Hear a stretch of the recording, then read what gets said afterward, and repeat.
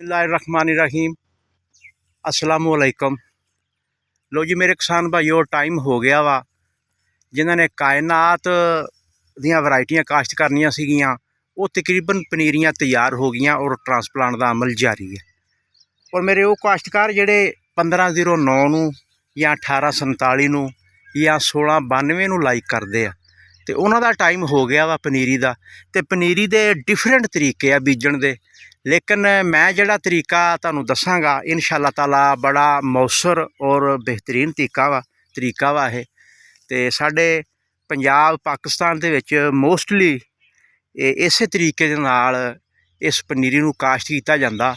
सब तो पहले तो मैं गल करांगा कि ज़मीन की तैयारी बेहतर तरीके दे नाल तुसीं किद्दां करनी है।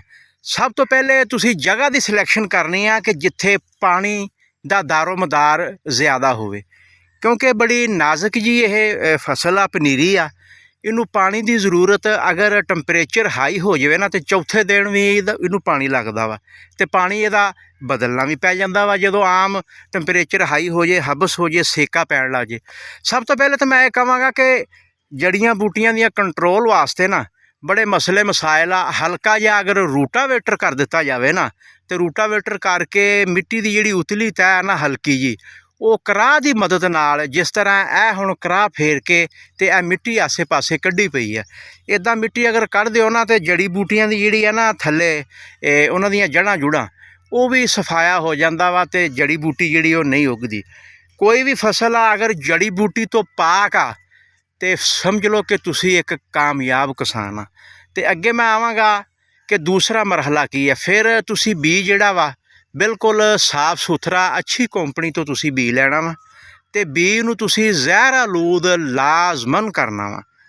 आम पुराने जमाने दे विच ना कल्ले मीडियत नाल काम चल जांदा सी, लेकिन हुण क्योंकि बीमारियां दी जिहड़ी है ना जान जिहड़ी आ वो वधी आ, ते जिहड़ी बीआं दी कुवत मुदाफियत आ वो घट वा।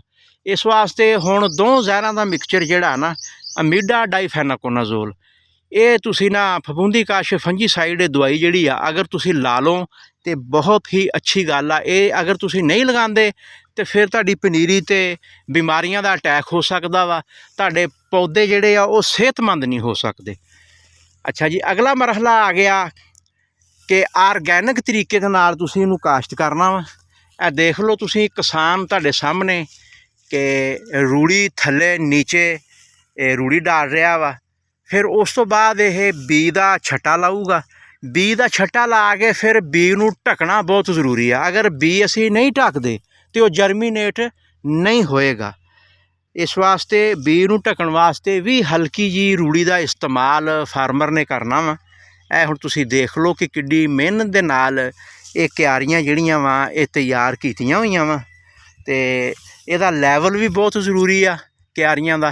ए हुण तुसीं देख लो कि लैवल बड़े अच्छे तरीके नाल लैवल हो गया वा। तो मेरी गल दा मकसद ये ही आ कि पनीरी अगर तुहाडी कामयाब आ ना, तो तुहाडी फसल झोने की कामयाब आ। अगर तुसीं पनीरी दे विच कामयाब नहीं हो हुंदे, फेल हुंदे आ, तो फिर तुहाडी फसल जिहड़ी आ वो नाकाम। तो कामयाब होने वास्ते अच्छी तैयारी ही तुहाडी कामयाबी दी मरहूने मिन्नत आ।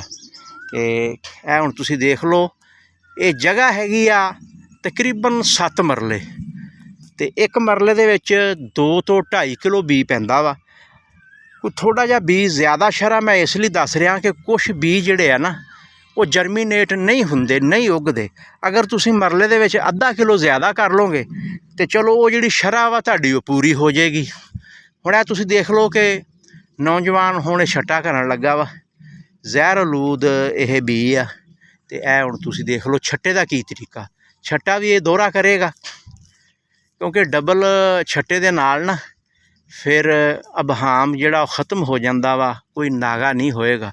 तो 28 तो 30 दिन की पनीरी अगर तुसीं शिफ्ट कर दिंदे आ ना, तो लाउण वाले बंदे जिहड़े आ वो 2-2 पौधे लाउंदे आ, और 80 तो 90 हज़ार जिहड़ा ना पौधा वो अगर तुसीं खेत दे विच कामयाब कर लैंदे आ, तो तुहाडी एवरेज जिहड़ी है ना वो 70 प्लस आऊगी। तो अगर तुसीं लाउण वाली लेबर जिहड़ी आ वो घट पौधे लाउंदी आ, तो फिर तुहाडी एवरेज जिहड़ी आ ਮੁਤਾਸਰ ਹੋ ਸਕਦੀ ਹੈ। ਅਤੇ ਇਨਸ਼ਾਅੱਲਾ ਜਦੋਂ ਅਸੀਂ ਇਹਦੀ ਟਰਾਂਸਪਲਾਂਟ ਕਰਾਂਗੇ ਫਿਰ ਤੁਹਾਨੂੰ ਖਾਦਾਂ ਦੇ ਬਾਰੇ ਵੀ ਦੱਸਾਂਗੇ। ਅੱਜ ਅਸੀਂ ਤੁਹਾਨੂੰ ਪਨੀਰੀ ਦਾ ਤਰੀਕਾ ਜਿਹੜਾ ਨਾ ਉਹ ਦੱਸ ਦਿੱਤਾ ਵਾ ਕਿ ਇਸ ਤਰੀਕੇ ਦੇ ਨਾਲ ਤੁਸੀਂ ਕਿਆਰੀਆਂ ਬਣਾ ਲੈਣੀਆਂ ਵਾ, ਅਤੇ ਬਣਾ ਕੇ ਤੁਸੀਂ ਰੂੜੀ ਪਾ ਕੇ ਸਾਰਾ ਕੁਛ ਕਿਆਰੀਆਂ ਨੂੰ ਹਮਵਾਰ ਕਰਕੇ ਫਿਰ ਤੁਸੀਂ ਉਹਦਾ ਛੱਟਾ ਲਾਉਣਾ ਵਾ, ਅਤੇ ਬੀਜ ਨੂੰ ਤੁਸੀਂ ਜ਼ਹਿਰ ਆਲੂਦ ਜ਼ਰੂਰ ਕਰਨਾ ਵਾ।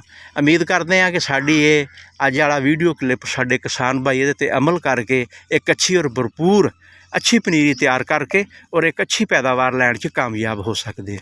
ਦੁਆਵਾਂ ਹੀ ਸਾਨੂੰ ਯਾਦ ਰੱਖਿਆ ਜੋ, ਆਪ ਦਾ ਖਿਆਲ ਰੱਖਿਆ ਜੋ। ਨੈਕਸਟ ਵੀਡੀਓ ਤੱਕ ਅਸੀਂ ਇਜਾਜ਼ਤ ਚਾਹੁੰਦੇ ਹਾਂ। ਅੱਲਾ ਹਾਫਿਜ਼।